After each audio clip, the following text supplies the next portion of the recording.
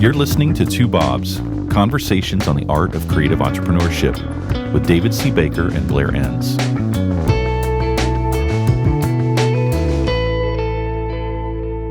So Blair, today, the perils of good, better, best. I've got a lot of questions about this. Hold on. Wait, no, it's my introduction. I'll let you talk when I'm ready for you to. I got a little extra time and some curiosity that took me down a rabbit hole here. I was like, where's the real science behind all this stuff? And I'm not sure there is any. Everybody's following everybody else. It's like I traced it back as far as I could. I was looking for some science behind this. Anyway, this is very, very common when you buy SaaS or you buy something like that, right? And you want to talk about how applicable it is, if at all, to this industry. Do I have that right? Yeah, but because you wouldn't let me interrupt you and correct you, the listener has no idea what we're talking about because you did not finish the title. You said the perils of good, better, best, and I was just going to say pricing. We're talking about what pricing. Do you think we're talking about? Dating? Well, or I know something? what we're talking about. I just the perils of good, better, best pricing, people, as if they didn't know that. Okay, now answer my question, please, about the science of this stuff. So you're asking me what the science is on this, or is there any science? Well, it depends on what you see as good, better, best. Okay. Is there science on 3 or 4 like multi-option proposals? Absolutely. There's all kinds of science on it, direct science on it, and some kind of implied or inferred science from other fields. Mm-hmm. Science around judgment, decision-making, and the power of options and the effect that options has in the decision being made. So there's all kinds of science on it. Yeah. I'm pushing back on the judgment. On the terms themselves, good. Not so much the 3 options. Correct. But what they're called, good, better, best. Yeah, and so you see this term being used by pricers. You see it more often with people who are kind of dabbling in pricing or maybe have read a book. Some people will refer to all multi-option proposals as good, better, best pricing. Mm-hmm. And what I'm saying is that as professionals, in the work that our listeners do, I don't think it's our place to be assigning judgment to the options in this way. Mm. So before we get into that, what's the downside of it? Do you think that sort of judgment is perceived by the person who's making the decision about pricing? And what is it doing to them? Is it just sort of leaving a bad taste in their mouth? You mean the pricer or the client? The client. I just wrapped up day 4 of a 4-day Win Without Pitching workshop. And the exercises all build on each other through the arc of the sale. We get to a value conversation, then we do proposal construction and proposal presenting. As part of our whole Win Without Pitching approach, even though I use the word presenting a proposal with some trepidation, we really are presenting it, but the entire framework is called the 4 conversations. We try to keep everything conversational.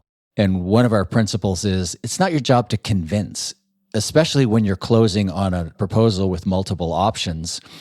It's really your job to explain the trade-offs of each option and then facilitate a discussion and let the client choose which one of these is best for them. Mm. But it doesn't matter, even though I've spent 4 days poisoning people's brains, filling them with ideas, they still have this natural inclination to want to convince. So they feel like when they're putting forward a 3-option proposal, they need to make a case for one of the options. They need to go into convince mode on perhaps the most expensive option. Right. And I just don't think that's how we should be selling. And I think we'll get into the nitty-gritty of it, but closing really is facilitating.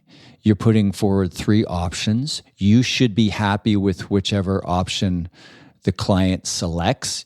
Yeah, you might be happier if they choose one over another.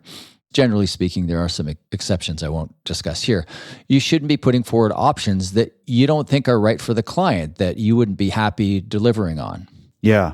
In other words, if it's good, better, best, actually you're looking for the best, whichever one of those 3 it is. And so you don't want to represent things wrong with the title. So you're objecting to the titling of these, but you think the 3 options is a good framework, right? Oh, yeah. Completely convinced of that. We've talked about that before. Sounds like you've done some research and you want to push back on the 3 options. Oh, no. I have done some research and I do think it's valuable. And actually, not that this matters, but it actually fits. When I look at 4 or 5 options, I get this cloudy look on my face. It's just weird, like that's just one person, right? But no, I just want to separate for people this idea that the titling might not be right, but the 3 options. So recap for us why the 3 options are still a really useful construct.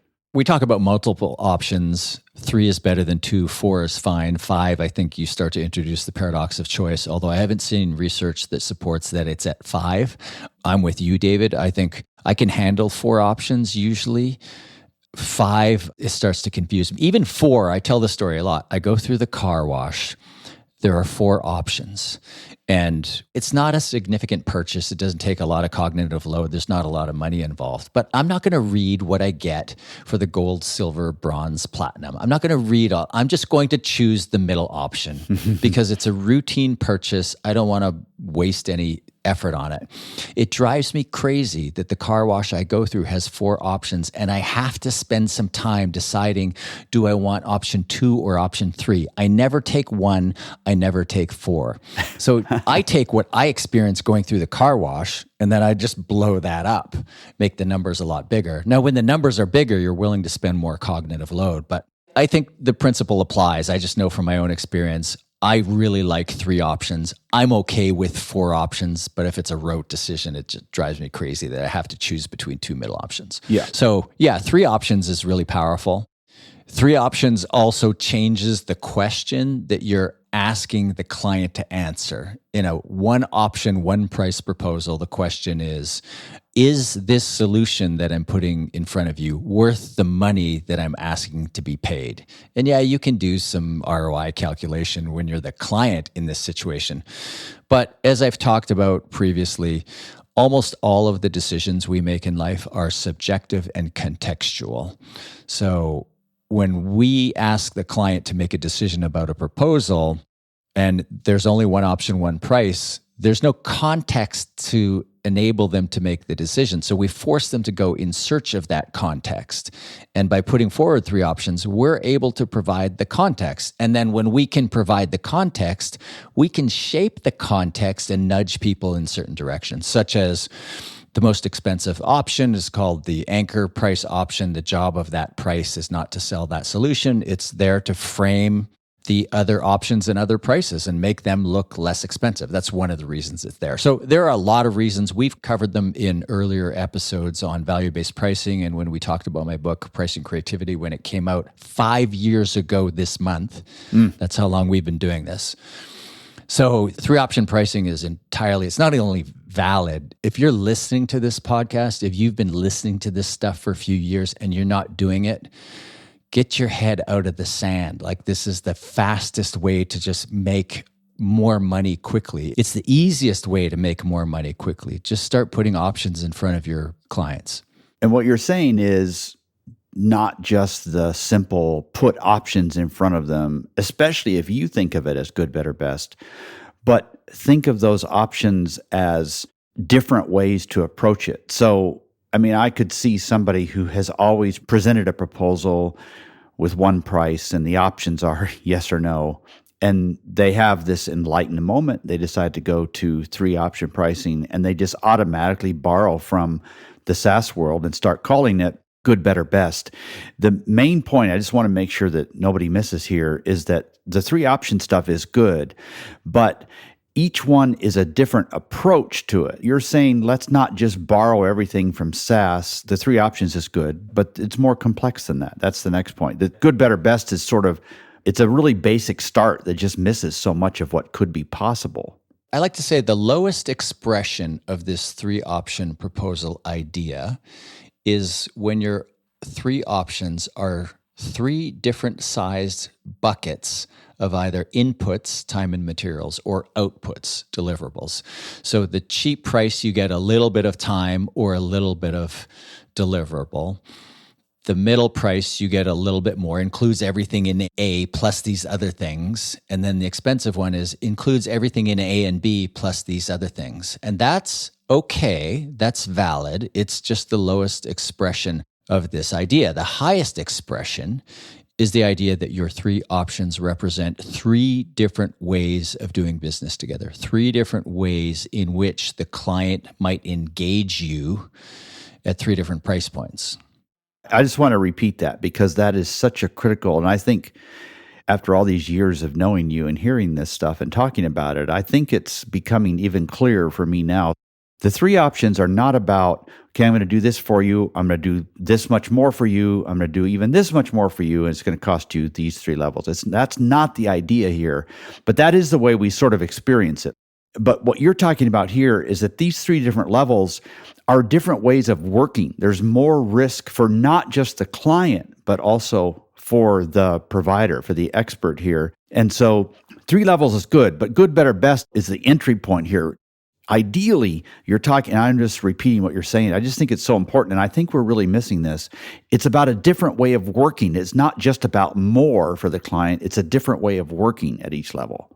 Yes. So good, better, best is a judgment imposed by the salesperson on the options that are being put in front of the client. Like, okay, like this is good, but really let's call it what it is. This is the cheap option. This is the poor option. Yeah. This is for people who can't afford it, aren't smart enough, aren't risk takers. The losers. Yeah, we're imbuing it with judgment. And that judgment of good, better, thinking of, talking of, and naming them in terms of good, better, best, that's not necessarily there. It's the salesperson's decision to imbue that judgment into those options, but they're not kind of natively there when you're selling 3 different sized buckets. You can just call them small, medium, and large. Yeah. Cheap, middle, expensive. And there's no judgment in that. But that's still valid. It's still the lowest expression of this idea. And again, the highest expression is, let's think creatively about different ways that you can engage us to achieve these outcomes. Now, let's just go back to the simple one of 3 different sized buckets. I put 3 different options in front of you, and it's basically how much time you want to buy from me. Mm-hmm. My judgment might be that the best option for you is to spend the most money with me because then I can have the biggest impact in your business. But the reason I don't like this judgment of the options, my thesis is that it doesn't matter how good of a salesperson I am never going to uncover all of the variables that you have to consider in making this decision. Every decision we make in life contains trade-offs, multiple trade-offs. So if you're the client and I'm putting an option in front of you and I'm saying this is the best option for you, what I mean by that is this option allows me to do my best for you.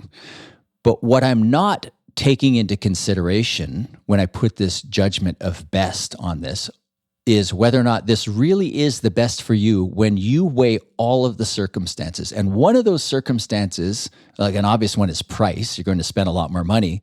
But the other one that almost never gets spoken about is career risk. Right. If you spend this much money with me and I don't do what I say I'm going to do, I don't hit the results, you might lose your job.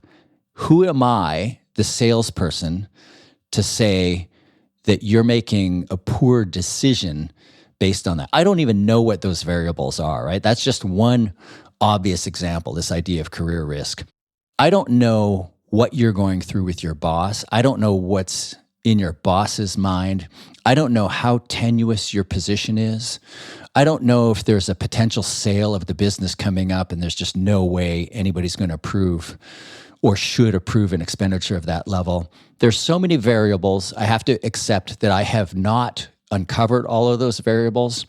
I am in no position to impose my judgment on you on what the best decision is. Yeah, I could see their seat being warm at the moment, and they can't afford to take much of a risk, in which case one of the options might make sense. But I could also see the opposite, where their seat isn't warm, but they have this rare intersection of opportunity where there's a little bit more money, a little bit more time, they've earned a little bit more leverage, and it's really worth it from their standpoint to take this risk and go deeper and really change something, really transform it, in which case that might be the best choice. You're listening to Two Bobs, Conversations on the Art of Creative Entrepreneurship. Your hosts are David C. Baker, author, speaker, and advisor to owners of expert firms, and Blair Enns of Win Without Pitching, the sales training and coaching program for creative entrepreneurs. For more information, go to twobobs.com.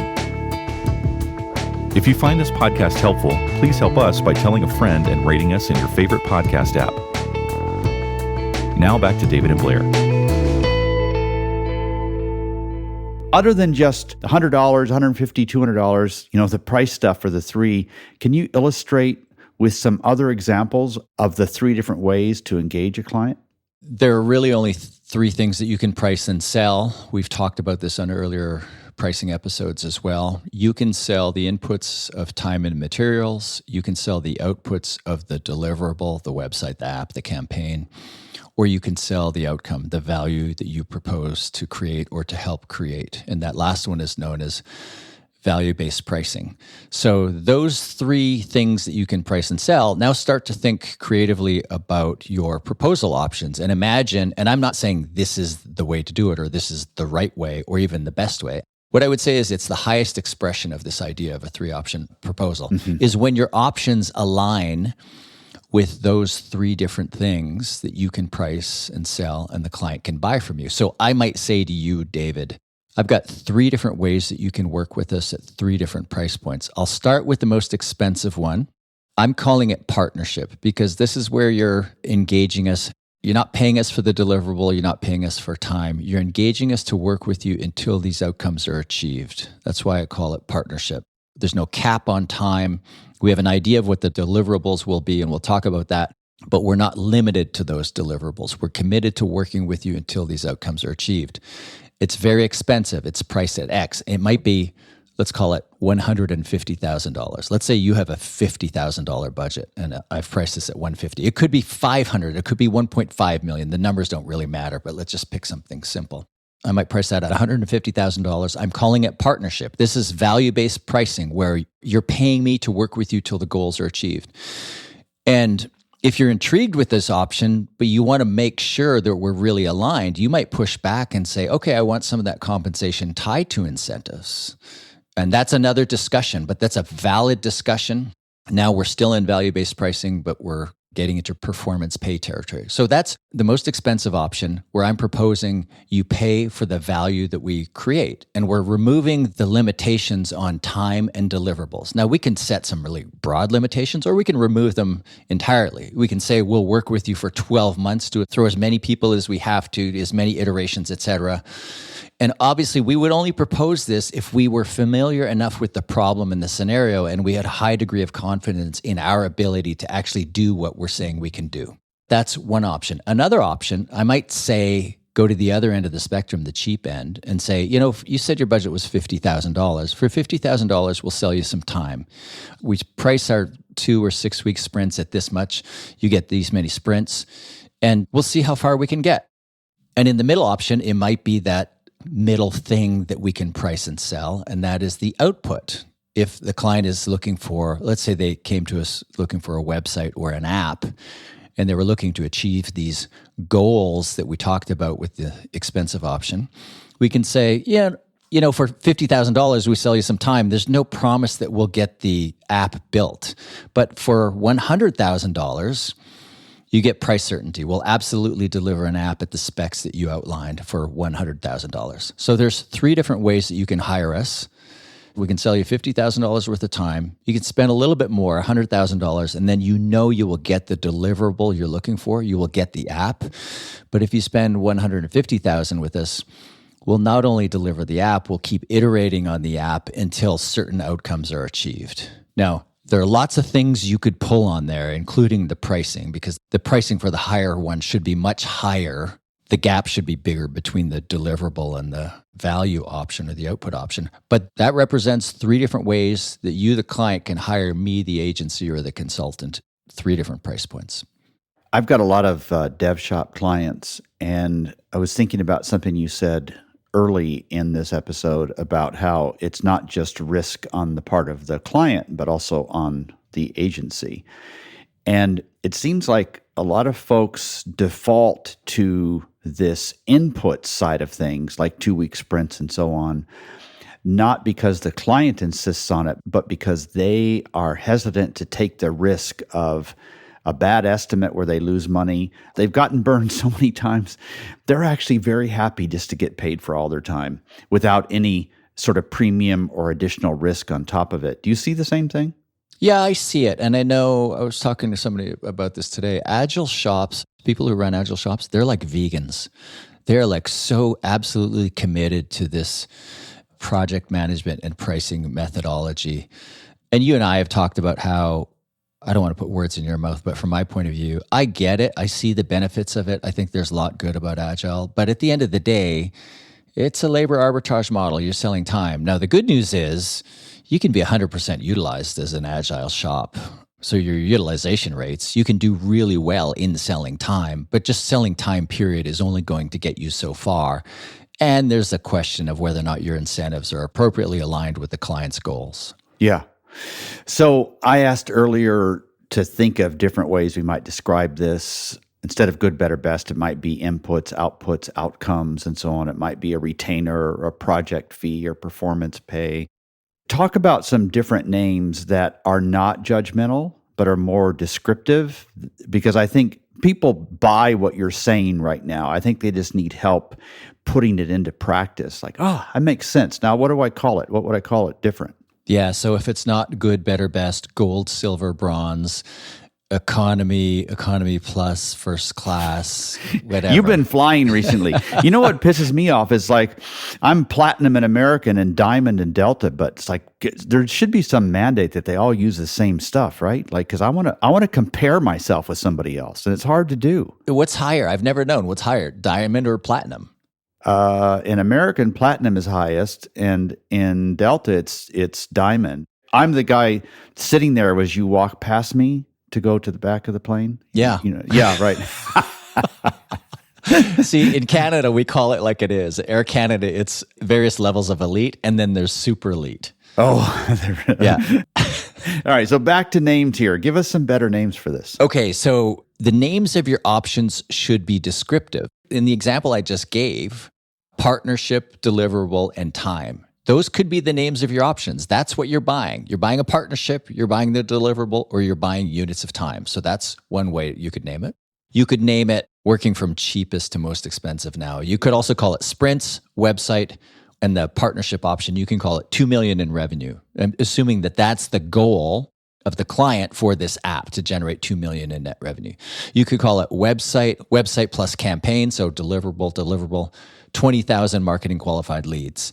That's the outcome the client is looking for. You can think about it this way too. You can have an option that's like, here, let's do a little bit of work real quickly so we can test the quality and the nature of the relationship. And we might call that the quick start. So that's the quick start option. And then there might be the 6-month campaign. And then there might be the monthly retainer with an annual commitment. So you'd call it quick start, 6-month campaign retainer.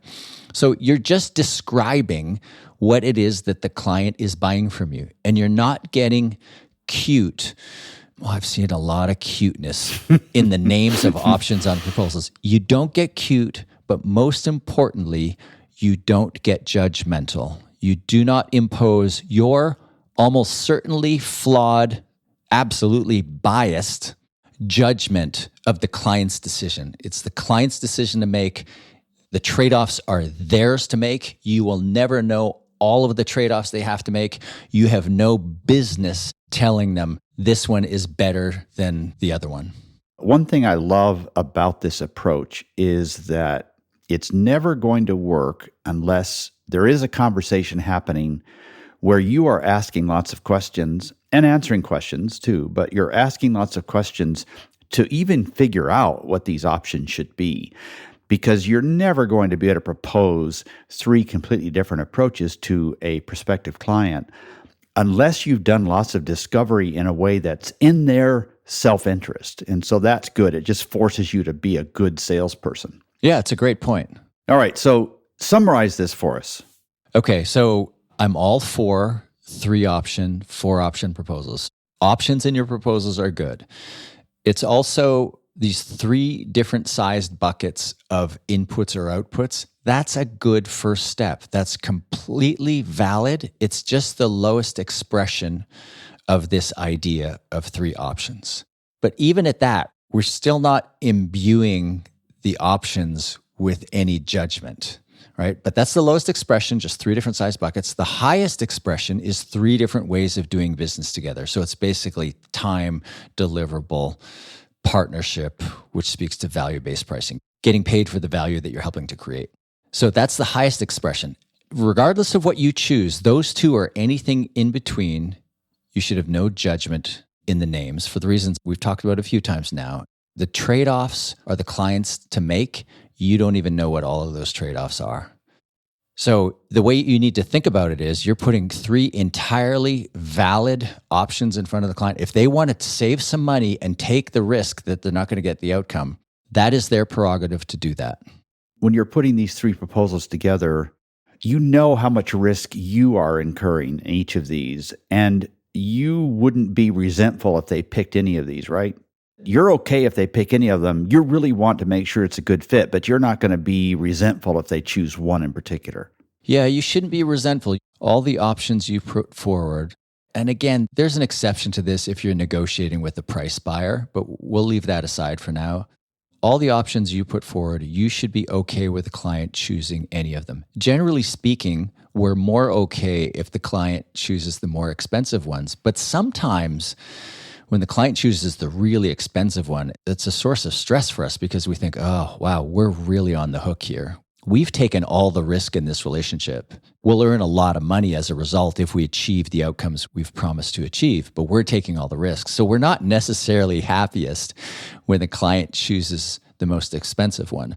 But we should never put forward an option that we would not be happy to deliver on. We shouldn't be secretly hoping, oh, I really, really, really hope they choose this one. It's okay to have a preference. It's okay to subtly nudge somebody towards an option. And you would do that by making one a charm price, changing the way the price looks. There are other ways to do this. We've talked about nudges previously. But generally speaking, you should see your role in the closing conversation with the 3-option proposal. Your role is facilitator. I've got 3 entirely different valid ways that you can hire us. They're different price points, so there are different trade-offs.